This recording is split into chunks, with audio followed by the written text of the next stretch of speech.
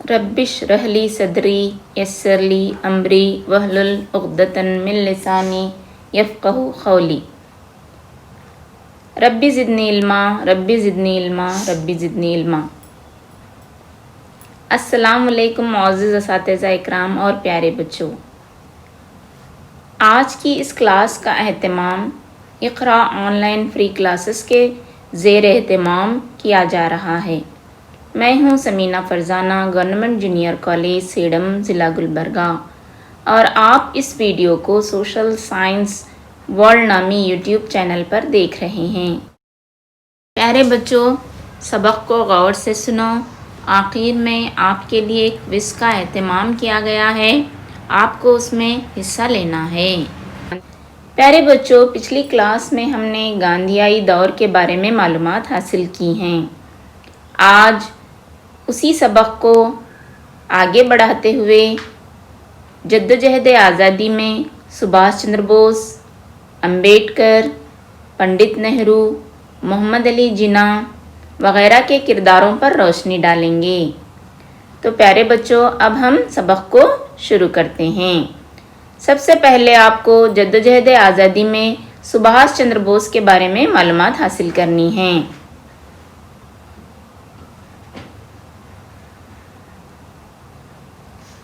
ہندوستان کے انقلابی مجاہدین میں سب سے نمایاں سبھاش چندر بوس تھے۔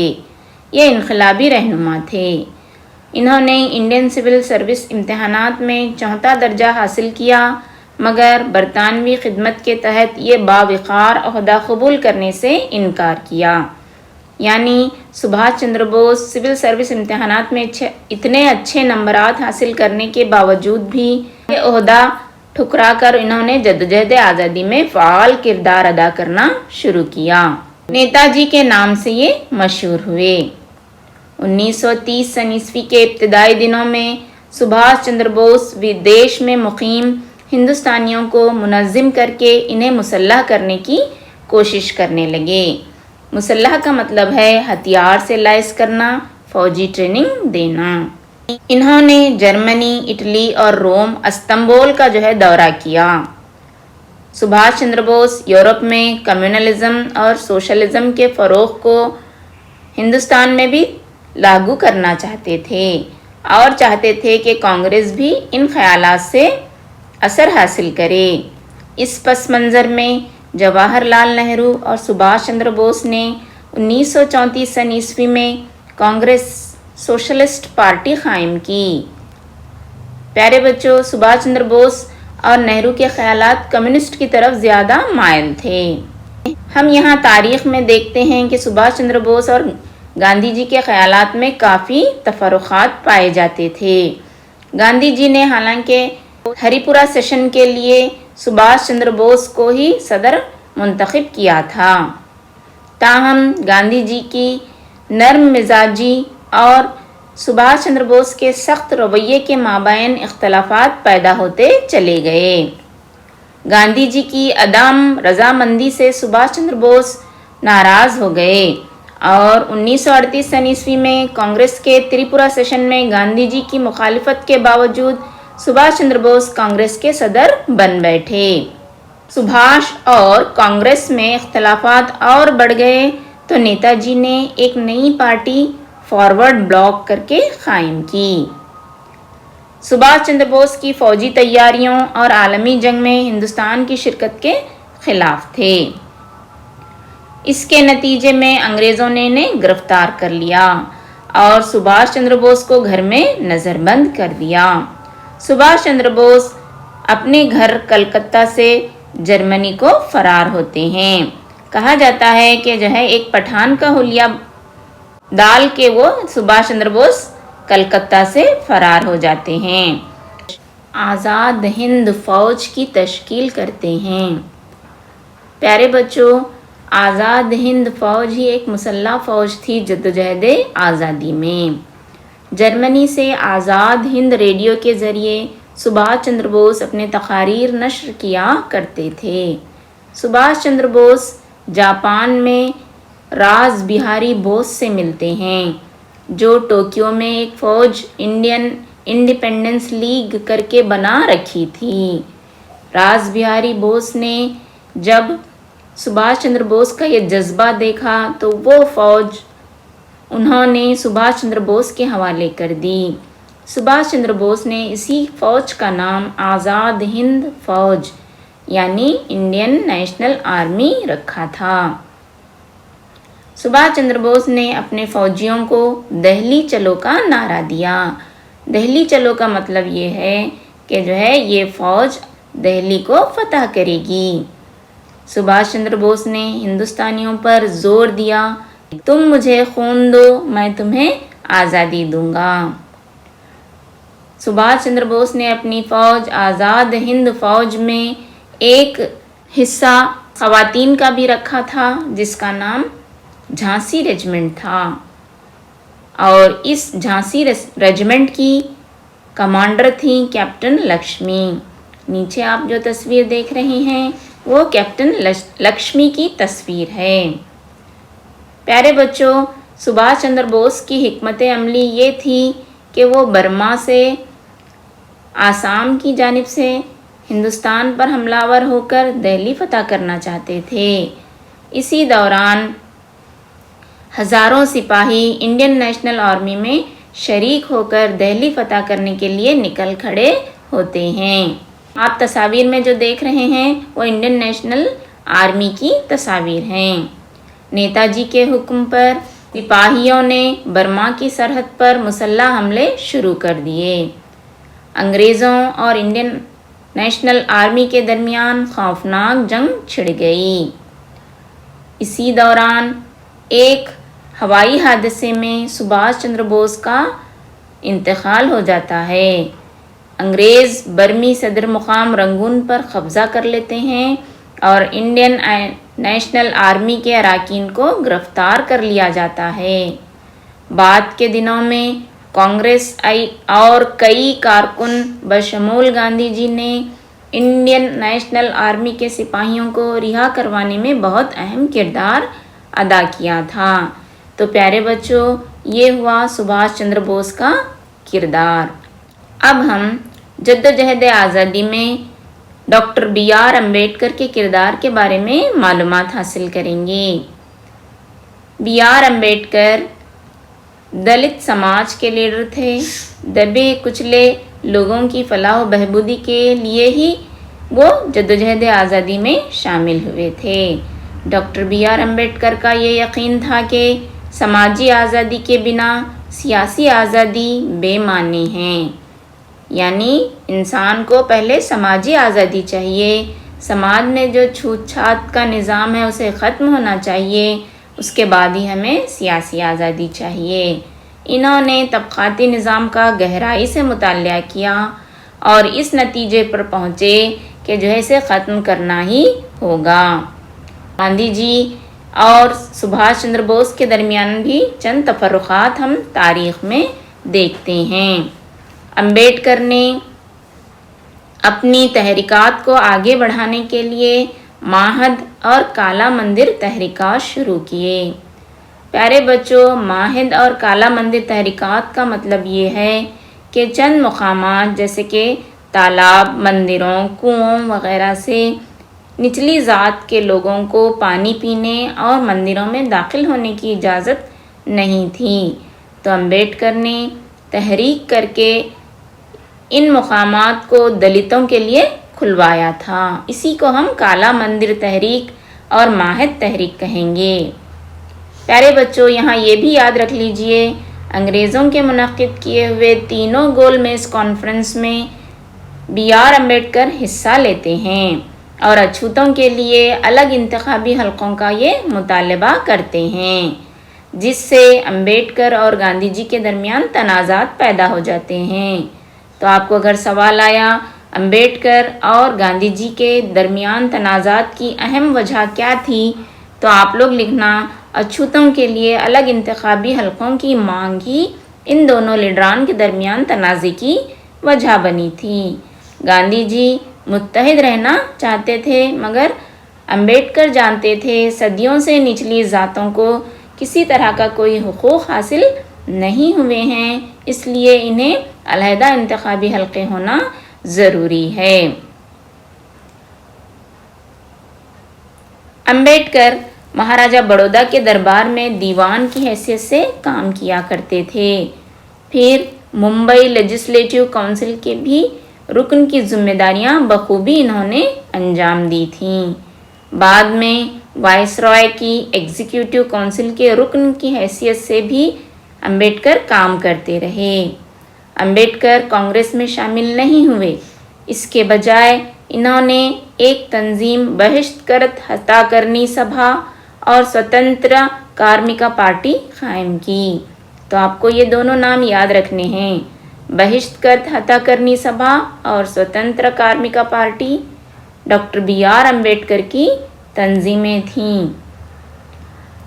इसके अलावा अपने ख़यालात की इशाअत के लिए अम्बेडकर ने प्रबुद्ध भारत, जनता, मोक नायक, बहिष्कृत भारत जैसे अखबारात जारी किए।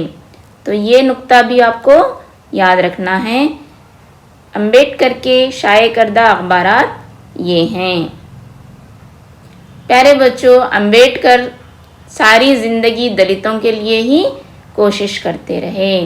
जब हिंदुस्तान आज़ाद हुआ उसके बाद डॉक्टर बाबू राजेंद्र प्रसाद को दस्तूर साज असम्बली का सदर और अम्बेडकर को इसके मसूदा कमेटी का सदर चुन लिया गया। डॉक्टर अम्बेडकर ने दस्तूर में मसावात की हिमायत की है। छूत छात के खिलाफ कानूनी तहफ़्फ़ुज़ फराहम किया गया है। आज़ादी के बाद वो पहले वज़ीर क़ानून भी बनाए जाते हैं। अगरचा अम्बेडकर जदीदियत, अक़लियत और मग़रबी फ़लसफ़े के हामी थे, मगर मुक़ामी उसूलों की पासदारी किया करते थे। तबक़ा वारियत से मायूस होकर हिंदू मत इन्होंने तर्क किया और बुद्ध मत को इख्तियार किया।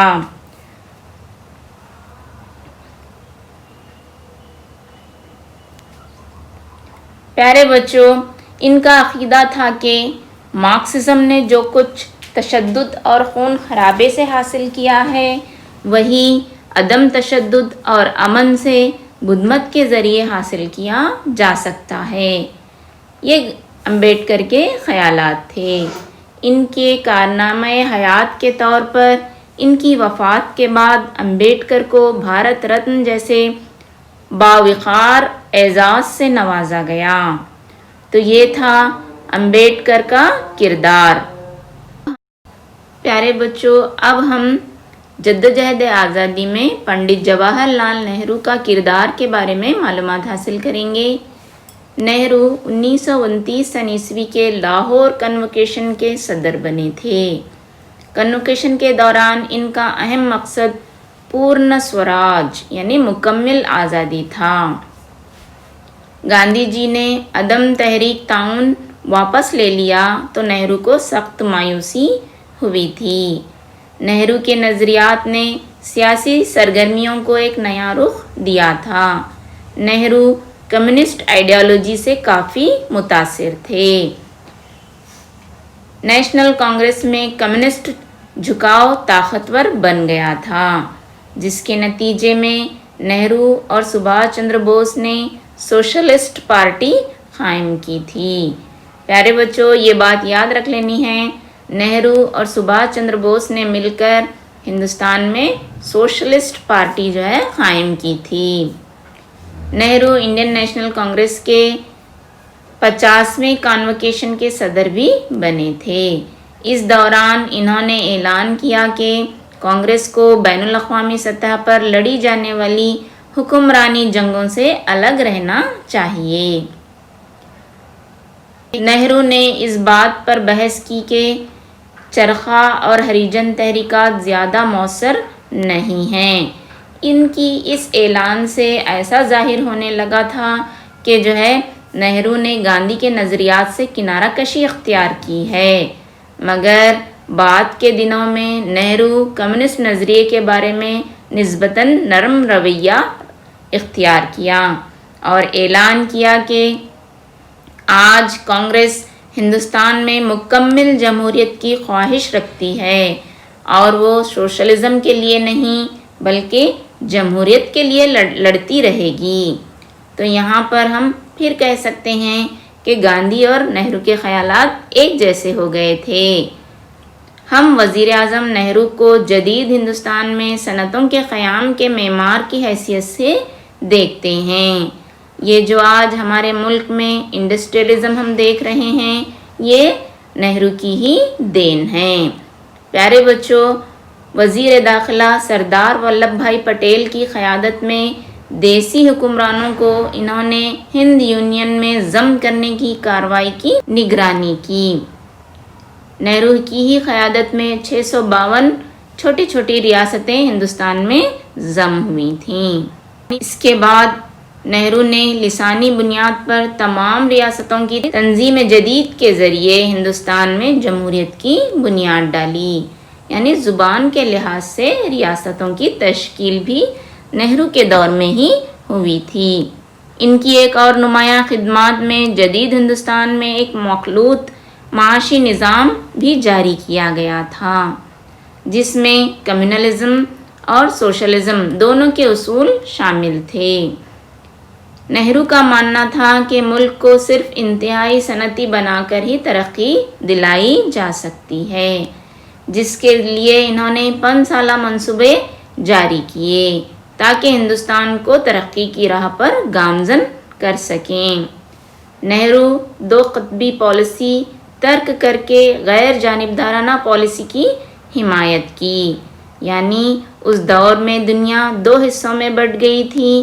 ایک جو ہے امریکہ کا بلاک کہلاتا تھا، ایک روس کا بلاک، جسے ہم سرد جنگ بھی کہتے ہیں۔ تو نہرو نے نہ امریکہ کے بلاک میں شامل ہونے کی خواہش ظاہر کی اور نہ روس کے، وہ بلکہ نیوٹرل رہنا چاہتے تھے، جو سچ ہے اس کا ساتھ دینا چاہتے تھے۔ ان کی اس غیر جانبدارانہ پالیسی کو ناوابستہ پالیسی بھی کہا جاتا ہے۔ اس کے ساتھ ساتھ نہرو کی ایک اور کامیابی پنچ شیل کے اصول ہیں، جو انہوں نے چین کے ساتھ کیے تھے۔ اس میں پرامن بقائے باہم کا فارمولہ اپنایا گیا تھا۔ پیارے بچوں، 1964 میں پنڈت جواہر لال نہرو کا انتقال ہو جاتا ہے۔ یہ ہوا جدوجہد آزادی میں پنڈت نہرو کا کردار۔ اسی طرح ہم دیکھیں گے جدوجہد آزادی میں محمد علی جناح کا کیا کردار تھا۔ پیارے بچوں، 1906 میں نیشنل کانگریس میں انہوں نے شمولیت حاصل کی اور دادا بھائی نورو جی کے پرائیویٹ سیکریٹری کی حیثیت سے کام کرتے رہے۔ محمد علی جناح عدالتی کارروائیوں میں بال گنگادھر تلک پر نقص امن کے مقدمے چل رہے تھے، اس کی پیروی کی، یعنی بال گنگادھر تلک پر مقدمہ دائر کیا گیا تھا کہ یہ امن کو نقصان پہنچا رہے ہیں، تو ان کی طرف سے پرزور حمایت کرنے اور ان کے وکیل بن کر جو ہے ان کی پیروی کس نے کی تھی؟ محمد علی جناح نے کی تھی، اور ان کے اس دفاع کی وجہ سے محمد علی جناح کا نام کافی مشہور ہوا تھا۔ 1916 میں منعقد کئی ہوم رول تحریکات میں بھی محمد علی جناح نے حصہ لیا تھا۔ محمد علی جناح نے ہندو مسلم اتحاد پر کئی تقاریر کی ہیں۔ انہوں نے رولٹ ایکٹ کی بھی پرزور مخالفت کی تھی اور سینٹرل لیگل ایڈوائزری کمیٹی سے استعفیٰ بھی انہوں نے دیا تھا۔ وہ اس وقت گورنر کے سینٹرل لیگل ایڈوائزری کمیٹی کے ممبر تھے۔ رولٹ ایکٹ کے خلاف انہوں نے اپنا عہدہ ترک کر دیا تھا۔ محمد علی جناح نے گول میز کانفرنس میں خود کو نیشنلسٹ مسلمان قرار دیا تھا۔ 1937 میں انتخابات کے بعد جب کانگریس اور مسلم لیگ حکومت تشکیل دینے میں ناکام ہوئے تو انہوں نے اپنی حکمت عملی تبدیل کر لی۔ جوں جوں ہندوستان کی آزادی کے دن قریب آتے گئے، انہوں نے مختلف طریقوں سے پاکستان کا مطالبہ شدت سے کیا۔ پیارے بچوں، یہ ہوا جناح کا کردار۔ اب ہم جدوجہد آزادی میں کسانوں، مزدوروں اور قبائلیوں کے کردار کے بارے میں معلومات حاصل کریں گے۔ آزادی کی جدوجہد میں کسانوں اور مزدوروں نے بھی کافی اہم کردار ادا کیا ہے۔ کچھ تنظیمیں کانگریس سے متاثر تھیں تو کچھ تنظیمیں مارکس کے نظریات رکھتی تھیں۔ برطانوی دور حکومت میں کسانوں نے زمینداروں اور باغات کے مالکان جو یورپ کے تھے ان کے خلاف بغاوت شروع کر دی تھی۔ چمپارن میں نیل کی کاشتکاری کرنے والے کسانوں نے انگریزوں کے خلاف احتجاج شروع کیا۔ لگان کے خلاف احتجاج میں گاندھی جی نے ستیہ گرہ کے ذریعے برطانوی حکومت کو ٹیکس منسوخ کرنے پر آمادہ کیا۔ یہ تمام کسانوں کی بغاوتیں رہی ہیں۔ اس کے ساتھ ساتھ قومی جدوجہد کے ایک جز کے طور پر کانگریس میں کسانوں کو منظم کرنے کی کوشش کی۔ اس کی مثالیں ہیں چمپارن، کھیڑا، ماپلائی اور دوسرے علاقوں میں کسانوں پر گاندھی جی کا کافی اثر ہم دیکھتے ہیں۔ کسانوں کے مسائل، تحریک عدم تعاون تحریک، ترک موالات اور ہندوستان چھوڑ دو تحریک سے کسان وابستہ ہو گئے تھے اور کئی جگہ کسان سبھا کے تحت احتجاجات بھی کیا کرتے تھے۔ یہ احتجاجات کبھی موافق کانگریس تو کبھی مخالف کانگریس بھی ہوا کرتے تھے، یعنی کسان سبھا جو ہوتی تھی وہ کبھی کانگریس کے ساتھ ہوتے تھے، کبھی ان کی مخالفت بھی کرتے تھے۔ ہم دیکھتے ہیں کہ تلنگانہ کے کسانوں نے آندھرا کے ریڈی زمینداروں کے خلاف جو ہے بغاوت کی تھی۔ اسی طرح بنگالی کسانوں نے بھی زمینداروں کے استحصال کے خلاف آواز بلند کی تھی۔ مہاراشٹر میں کسانوں نے کم اجرت کے خلاف احتجاج کیا تھا۔ تو پیارے بچوں، اگر آپ کو سوال آیا کسانوں کی تحریک کے بارے میں لکھیے تو آپ یہ تمام جو ہے نکات لکھ لیں گے تو جواب صحیح ہوگا، اور اکثر 3 سے 4 نمبرات میں پوچھا جا رہا ہے۔ اب ہم دیکھتے ہیں مزدوروں کی بغاوت۔ 1827 عیسوی میں کلکتہ میں مزدوروں کی تحریک شروع ہوتی ہے۔ پٹسن، سوتی، پارچہ بافی اور ریلوے کی صنعت میں کام کرنے والے مزدور اپنے حقوق کی خاطر منظم ہونے لگے۔ ریلوے خلیوں نے ریلوے اسٹیشن پر دھرنا دینا شروع کیا۔ ریلوے خلی کہا جاتا ہے جو سامان اٹھاتے ہیں، لوڈ کرتے ہیں، وہ لوگوں کو ریلوے خلیس کہا جاتا ہے، اور انہوں نے اجرت بڑھانے کے لیے انگریز حکومت کے خلاف نعرے لگائے۔ اسی طرح ہم دیکھتے ہیں پرنٹرز یونین آف کلکتہ اور ممبئی ٹیکسٹائل مزدوروں نے بھی قومی بیداری پیدا ہوئی تھی اور انہوں نے اپنی اپنی انجمنیں قائم کی تھیں۔ اسی طرح مدراس لیبر یونین بھی قائم ہوئی۔ یہ تمام یونینز یا جو ہے تنظیمیں گاہے بگاہے انگریز حکومت کے خلاف احتجاجات کرتے ہی رہتے تھے۔ بعد کے دنوں میں ہم کئی اور مزدور یونینیں قائم ہوتی ہوئی دیکھے ہیں۔ پیارے بچوں، یہاں پر یہ یاد رکھ لیجئے، یہ تمام مزدور تنظیمیں کانگریس کے حمایتی تھے۔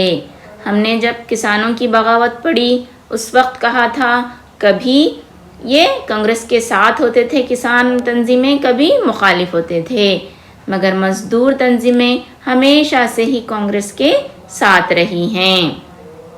پیارے بچوں، اب ہم دیکھیں گے قبائلی تحریک کسے کہتے ہیں۔ ایسٹ انڈیا کمپنی نے ٹیکس اور فارسٹ ایکٹ جاری کیا۔ یہ ایک قانون تھا جس کی وجہ سے قبائلی مشتعل ہو گئے، یہ غصے میں آ گئے اور بغاوت کر دی۔ پیارے بچوں، ٹیکس اینڈ فارسٹ ایکٹ کیا تھا؟ یہ تھا کہ یہ جو فارسٹ کی زمینات ہوتی ہیں، جنگلات کی زمینات ہوتی ہیں، وہ زمینداروں کو دے دی گئیں، اور جو ہے جو قبائلی لوگ تھے، جو آدیواسی لوگ تھے، ان کا حق وہاں سے نکل گیا۔ اگر وہ وہاں پر شکار وغیرہ کریں گے تو گورنمنٹ کو ٹیکس دینا ہوگا، جس کی وجہ سے قبائلی مشتعل ہو گئے، اور قبائلوں نے مذہبی وجوہات کی بنا پر بھی انگریزوں سے لڑائیاں لڑی ہیں۔ قبائلی اپنی شاندار تاریخ کی یادوں میں نو آبادیاتی قیام و استحکام کے مخالف بن گئے۔ ان قبائلی بغاوتوں میں سنتھالوں کی بغاوت اور منڈا تحریک سب سے اہم ہیں۔ یعنی یوں تو چھوٹی موٹی کئی تحریکات اور بغاوتیں ہوئی ہیں، مگر سنتھالوں کی بغاوت اور منڈا بغاوت ہی کافی مشہور ہوئی ہے۔ یہ دو قبیلے تھے جنہوں نے انگریزوں کے خلاف جدوجہد کی تھی۔ سنتھال قبیلے بنگال، اڑیسہ کے پہاڑوں میں بستے تھے۔ جب انگریزوں نے بندوبست دوامی کا نظام نافذ کیا تو اس معاشرے کے لوگ بے گھر ہو گئے اور زمینات زمینداروں کے ہاتھوں چلی گئی۔ ابھی جو میں نے آپ کو سمجھایا، فارسٹ ایکٹ عوامی بندوبست کی وجہ سے وہ اپنی زمینات جو صدیوں سے جس پر شکار کیا کرتے تھے، جو جنگلات سے وہ روزگار حاصل کرتے تھے، وہ زمینداروں کے ہاتھوں میں چلی جاتی ہیں، جس کی وجہ سے وہ بے گھر اپنے آپ کو محسوس کرتے ہیں اور زمیندار بھی ان کو طرح طرح سے ستانا شروع کرتے ہیں۔ زمیندار، ساہوکار اور انگریز عہدیداروں نے کچھ ایسا رویہ ان کے ساتھ روا رکھا کہ سنتھالوں کے برداشت کے باہر ہو گیا، تو انہوں نے باضابطہ ایک مسلح جدوجہد شروع کی۔ کمپنی نے پرامن اور پاکیزہ رجحانات کے حامل سنتھالوں کا استحصال کرنا شروع کیا۔ اس سے ناراض ہو کر انہوں نے خفیہ اجلاس منعقد کرنا شروع کیا اور فیصلہ کیا کہ مالدار اور ممتاز شہریوں کو لوٹیں گے۔ ایسے دور میں کانسٹیبل مہیش لال کی وجہ سے حالات اور گمبھیر ہو جاتے ہیں۔ ایک کانسٹیبل تھا جس کا نام مہیش لال تھا، اس کی حرکت کی وجہ سے بھی سنتھالی مشتعل ہو گئے اور فساد کرنے پر آمادہ ہو گئے۔ اس فساد کے دوران سنتھالی لوگ مہیش لال کو قتل کر دیتے ہیں۔ پیارے بچوں، ہم دیکھتے ہیں کہ بغاوت کا اثر بارہ ہاٹ، بھگت پور اور راج محل تک پھیل گیا۔ یہ تمام جنگلاتی علاقے تھے، جہاں جہاں سنتھالی قبائل رہا کرتے تھے وہاں پر ہم اس بغاوت کو دیکھتے ہیں۔ جب بغاوت کافی بڑھ گئی تو وہاں کے ساہوکار اور زمیندار فرار ہو گئے۔ انگریز حکومت نے فوج کے ذریعے اس بغاوت کا خاتمہ کر دیا۔ کئی فسادیوں کو گرفتار کر کے پھانسی دے دی گئی۔ اگرچہ سنتھالیوں کی بغاوت ختم ہو گئی، مگر اس نے مشابہ احتجاجات کو جنم دیا، یعنی اسی طرح کی کئی تحریکات جگہ جگہ انگریزوں کے خلاف ہونے لگیں۔ یہ ہوا قبائلیوں کی بغاوت۔ تو سبق کے بعد اب آپ کے لیے کوئز کا اہتمام کرتے ہیں۔ آپ کو کمنٹ باکس میں صحیح آپشنز لکھ کے بتلانے ہیں۔ سوال نمبر 1 ہے، پرنٹرز یونین آف کلکتہ اور بمبئی ٹیکسٹائل یہ کون سی تنظیمیں ہیں؟ آپشن اے مزدوروں کی تنظیم، آپشن بی کسانوں کی تنظیم، آپشن سی قبائلیوں کی تنظیم، یا ڈی آپشن ہے یہ تمام۔ تو آپ کو تھوڑا سا وقفہ دیا جائے گا، آپ صحیح آپشن کیا ہے اپنے کمنٹ باکس میں لکھ کر ہمیں بتلا سکتے ہیں۔ آپ تھوڑا اگر غور کریں گے تو آپ کو پتہ چلے گا یہ کون سی تنظیمیں ہیں۔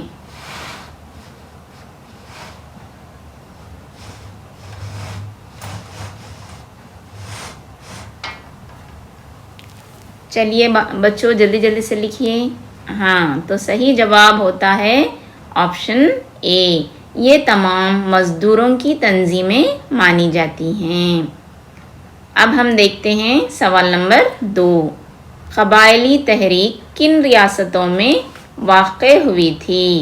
آپشن اے ہے آندھرا اور تلنگانہ، بی ہے مہاراشٹرا اور گجرات، سی ہے بنگال اور اڑیسہ، اور ڈی ہے پورے ہندوستان میں۔ تو 2 ریاستیں ایسی تھیں جہاں پر سنتھالیوں اور منڈا تحریک نے کافی اثر دکھایا تھا۔ تو پیارے بچوں، آپ کو وہ 2 ریاستیں پہچاننا ہے۔ آپ تھوڑا سا غور کیجئے، کہاں پر زیادہ جنگلات پائے جاتے ہیں؟ وہاں پر یہ قبائلی تحریک پروان چڑھی تھی۔ کمنٹ باکس میں لکھ سکتے ہیں آپ۔ ویری گڈ، ماشاءاللہ۔ ہاں تو بچوں، صحیح جواب ہوتا ہے آپشن سی، بنگال اور اڑیسہ ریاستوں میں قبائلی تحریک پروان چڑھی تھی۔ اب دیکھتے ہیں سوال نمبر 3۔ جدوجہد آزادی میں نیتا جی کے نام سے مقبول شخصیت کون تھے؟ آپشن اے آپ کے لیے ہے امبیڈکر، بی ہے سبھاش چندر بوس، سی ہے جواہر لال نہرو اور ڈی آپشن ہے ان میں سے کوئی نہیں۔ پیارے بچوں، یہ جو نیتا جی جو لفظ ہے وہ گاندھی جی نے اس شخص کو دیا تھا۔ آپ جلدی سے اپنے کمنٹ باکس میں لکھ کے بتلائیے نیتا جی کا لقب پانے والے وہ شخص کون تھے؟ آپ کو 10 سیکنڈ کا ٹائم دیا جائے گا، آپ صحیح آپشنز لکھ سکتے ہیں۔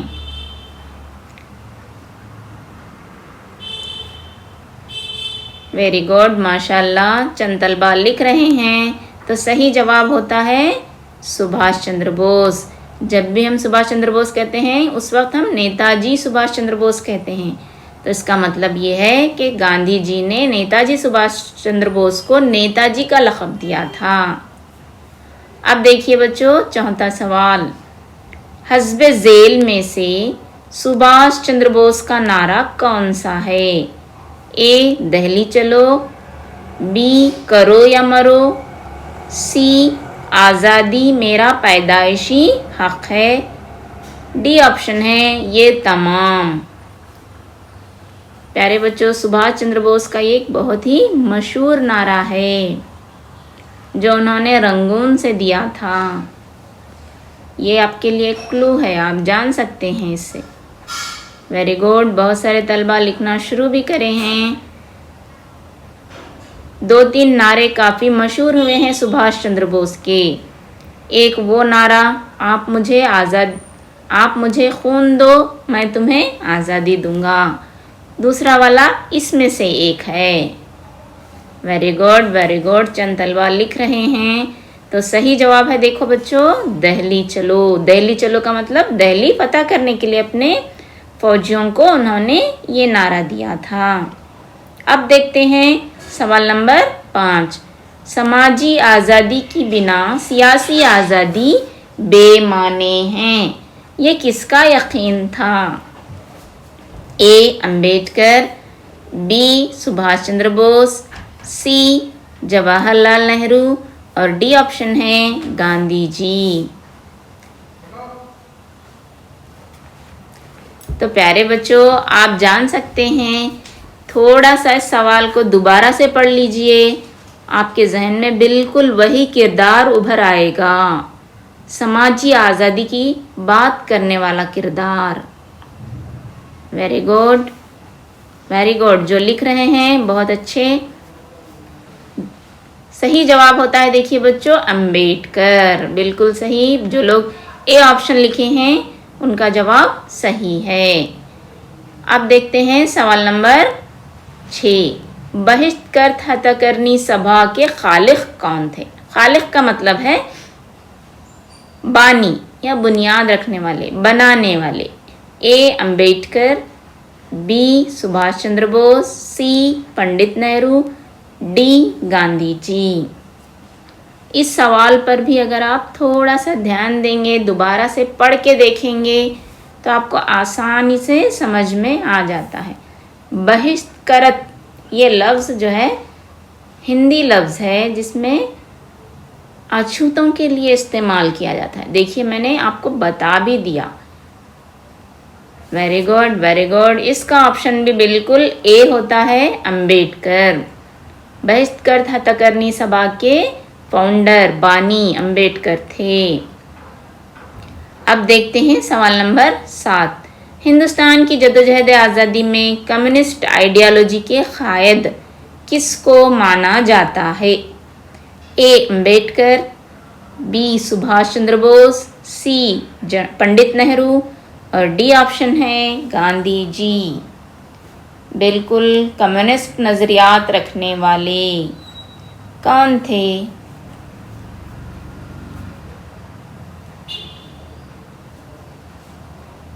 آپ لکھ کے مجھے بتلائیے۔ یوں تو اس آپشنز میں سے 2 آپشنز بھی صحیح ہو سکتے ہیں، آپ دونوں میں سے کوئی ایک بھی لکھیں گے تو میں اسے صحیح مان لوں گی۔ ہاں دیکھیے بچوں، دیکھتے ہیں کیا ہے صحیح جواب۔ صحیح جواب ہے سی، اور اس کے ساتھ ساتھ بی آپشن بھی صحیح ہے، کیونکہ سبھاش چندر بوس اور جواہر لال نہرو دونوں کمیونسٹ آئیڈیالوجی سے متاثر تھے۔ اگر جو لوگ بی لکھے ہیں وہ بھی صحیح ہے، سی لکھے ہیں وہ بھی صحیح ہے۔ اب دیکھتے ہیں ہم اگلا سوال۔ ہندو مت کو ترک کر کے بدھ مت کو گلے لگانے والے قائد کون تھے؟ اے امبیڈکر، بی سبھاش چندر بوس، سی پنڈت نہرو اور ڈی آپشن ہے گاندھی جی۔ یہ تو بڑا آسان ہے، بہت آسان سوال ہے یہ، آپ لوگ کئی بار اسے سن چکے ہوں گے۔ ہندو مذہب کے چھوت چھات کے نظام سے بیزار آ کے انہوں نے ہندو مت کو ترک کیا تھا۔ دیکھیے اب تو آپ لوگ سمجھ ہی گئے ہوں گے صحیح آپشن کیا ہے۔ جو بچے صحیح لکھ رہے ہیں بہت بہت مبارک ان کو۔ اب دیکھتے ہیں بچوں صحیح جواب کیا ہے۔ صحیح جواب ہوتا ہے آپشن اے، امبیڈکر نے ہندو مت کو ترک کیا اور بدھ مت کو اپنا لیا۔ اب دیکھیے سوال نمبر 9۔ 1929 میں پورن سوراج، مکمل آزادی، یہ کس کا مقصد تھا؟ آپشن پھر آپ کو وہی ہیں، امبیڈکر، سبھاش چندر بوس، جواہر لال نہرو اور گاندھی جی۔ 1929 کا وہ کانگریس کا کنووکیشن یاد کیجئے، اور یہ کس کا نعرہ ہے بتلائیے۔